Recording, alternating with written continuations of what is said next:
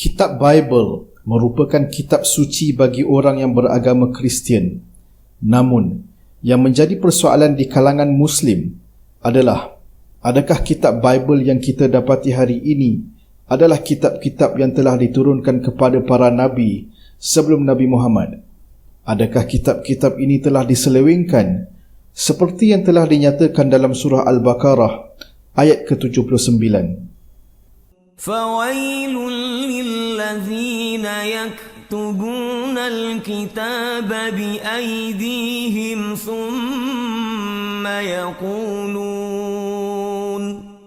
ثُمَّ يَقُولُونَ هَذَا مِنْ عِنْدِ اللَّهِ لِيَشْتَرُوا بِهِ ثَمَنًا قَلِيلًا فَوَيْلٌ لَهُمْ مِمَّا كَتَبَتْ أَيْدِيهِمْ وَوَيْلٌ لَهُمْ مِمَّا يَكْسِبُونَ.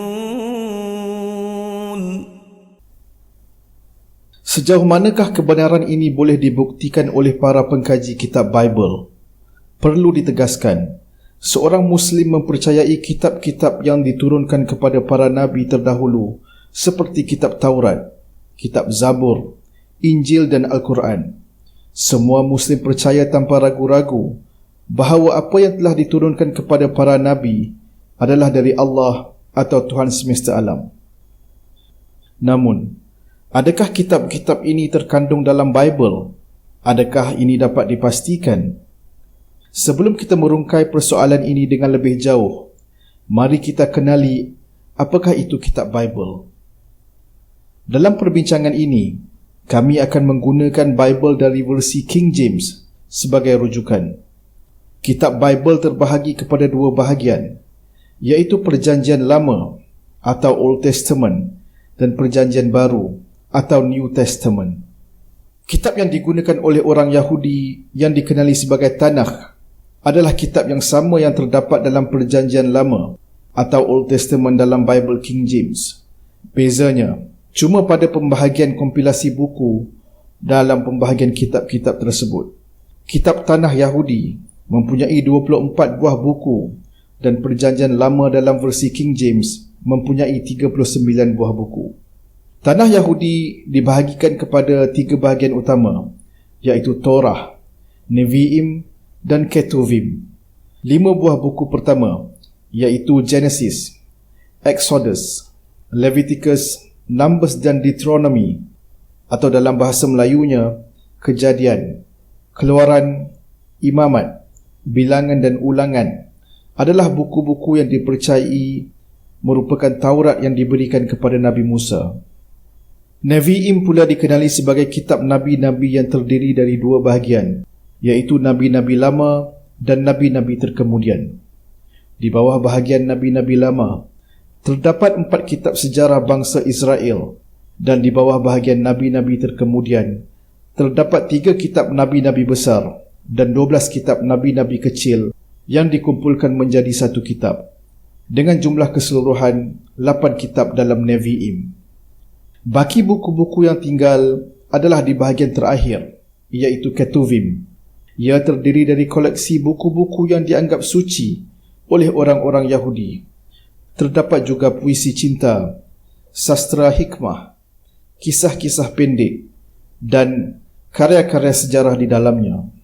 Bagi golongan Kristian pula, Perjanjian Lama dibahagikan kepada 4 bahagian.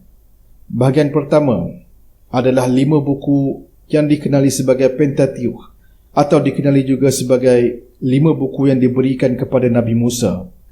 Bahagian kedua dikenali sebagai historical books atau buku-buku sejarah, dan ia mempunyai 12 buku di dalamnya. Bahagian ketiga pula dikenali sebagai wisdom books atau buku-buku hikmah yang mengandungi 5 buku di dalamnya. Bahagian terakhir adalah Books of Prophets atau buku Nabi-Nabi. Ia mengandungi 5 buku Major Prophets atau Nabi-Nabi utama dan 12 buku Nabi-Nabi kecil atau Minor Prophets. New Testament atau Kitab Perjanjian Baru terdiri daripada 27 buah buku. Ia merupakan koleksi buku-buku yang boleh dipecahkan kepada 4 bahagian utama. 4 buku pertama menceritakan kisah Nabi Isa ketika berada di bumi, iaitu dalam buku Matius, Markus, Lukas dan Yohanes, atau Matthew, Mark, Luke dan John. Bahagian kedua pula adalah Acts of Apostle yang menceritakan kisah setelah Nabi Isa diangkat ke langit. Bahagian ketiga pula merupakan koleksi 21 buah buku yang terdiri dari koleksi surat-surat St. Paul dan koleksi epistles atau surat-surat dan bahagian yang terakhir adalah buku Revelation atau wahyu yang menceritakan tentang perkara-perkara yang akan datang atau prophecy. Persoalan yang pertama, adakah kitab Bible dapat dipastikan ketulinannya? Para pengkaji Bible mengetahui bahawa Bible bukanlah seperti kitab yang Muslim percaya tentang Al-Quran. Muslim mempercayai bahawa Al-Quran merupakan kata-kata Tuhan yang disampaikan melalui Nabi Muhammad. Penganut Kristian pula mempercayai bahawa Bible adalah perkataan yang ditulis oleh seseorang yang telah diberi inspirasi oleh Tuhan. Namun, pengkaji Bible menyatakan rujukan yang dibuat oleh para pengkaji Bible adalah berdasarkan manuskrip lama atau ancient, iaitu 600 hingga 700 tahun selepas zaman Nabi Isa, atau manuskrip yang lebih lama, most ancient, iaitu 300 hingga 400 tahun selepas zaman Nabi Isa. Perkataan Bible itu sendiri berasal dari perkataan Greek, iaitu Biblos, yang bermaksud koleksi buku-buku. Tidak semua kumpulan penganut Kristian menggunakan Bible yang sama sebagai kitab suci mereka. Roman Katolik umpamanya menggunakan kitab Bible Douay yang dicetak pada tahun 1582 di Reims dan diulang cetak pada 1609. Bible Douay mengandungi 73 buah buku. Namun, Bible ini ditolak oleh golongan Protestan kerana ia mengandungi 7 buah buku yang dianggap apokrifa atau kesahihan yang meragukan. Golongan Protestan telah membuang buku Tobias, Esther, Judith, Baruch, Makabis dan sebagainya dari kitab Bible Douay yang menjadikannya berjumlah 66 buah buku kesemuanya. Hal ini diketahui oleh pengkaji kitab Bible, walaupun amaran keras telah diberikan kepada sesiapa yang mengubah kalam Tuhan seperti yang diingatkan dalam buku Revelation atau Wahyu dalam fasal ke-22 ayat 18 ke 19. Aku Yohanes dengan sungguh-sungguh memperingatkan setiap orang yang mendengar kata-kata nubuat kitab ini.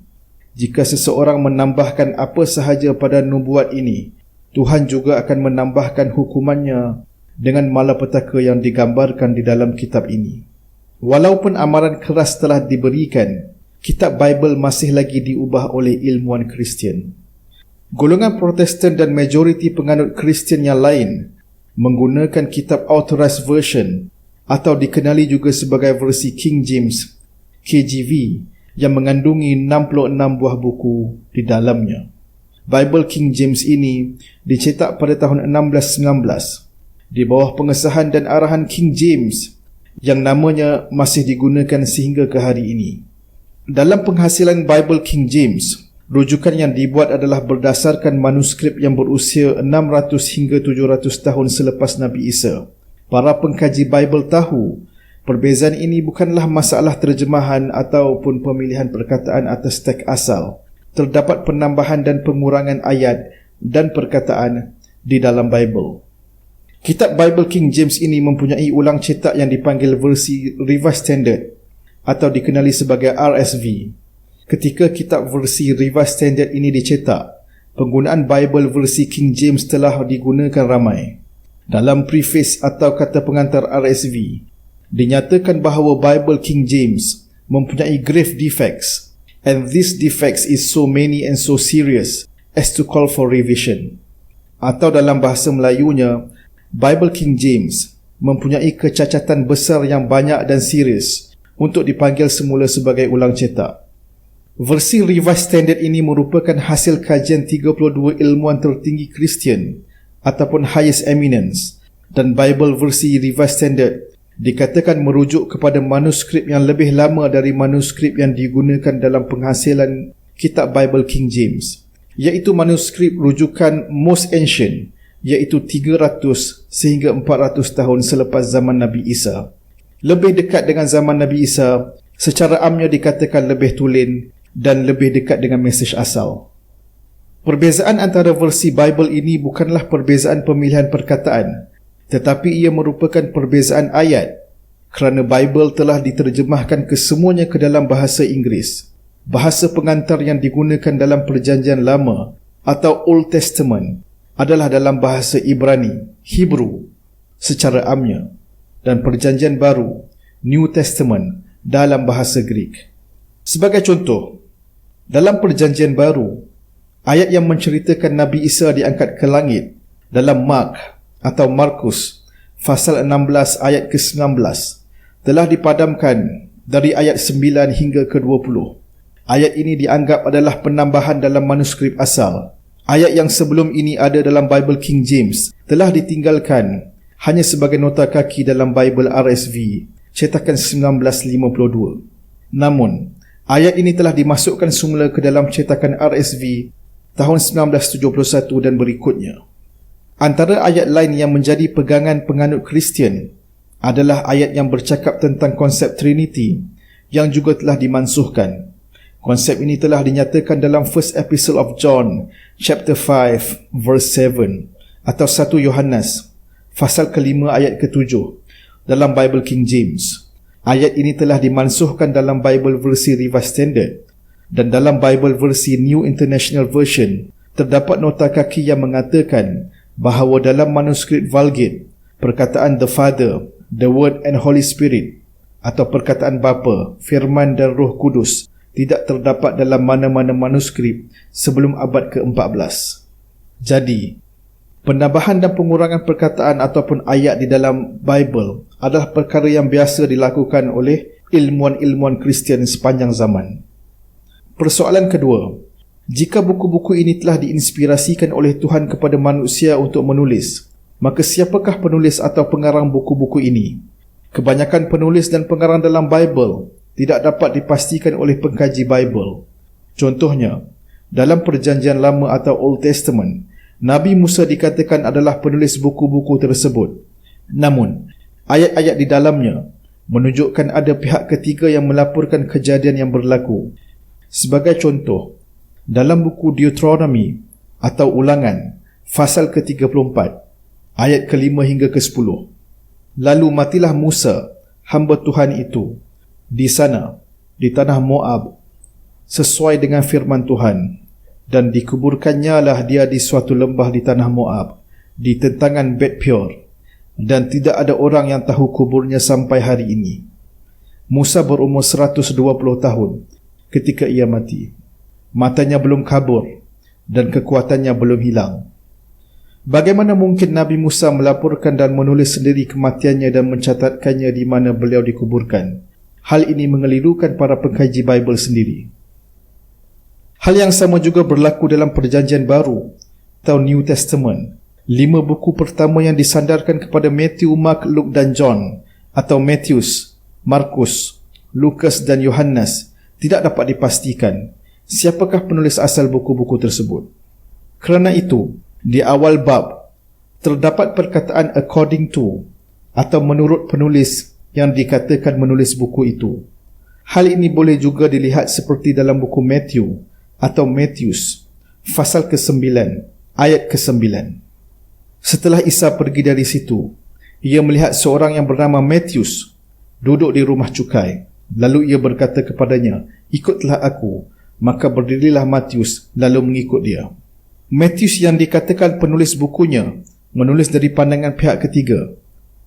Mengapa Matthews melaporkan dari sisi pandangan pihak ketiga jika beliau yang menulis bukunya sendiri? Matthews sepatutnya menggunakan kata ganti diri pertama yang menunjukkan bahawa beliau yang melalui peristiwa seperti yang dinyatakan dalam ayat tersebut.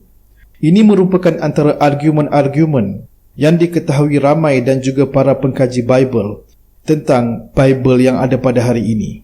Semoga perkongsian pendek ini dapat membuka minda anda tentang realiti Bible yang ada pada hari ini.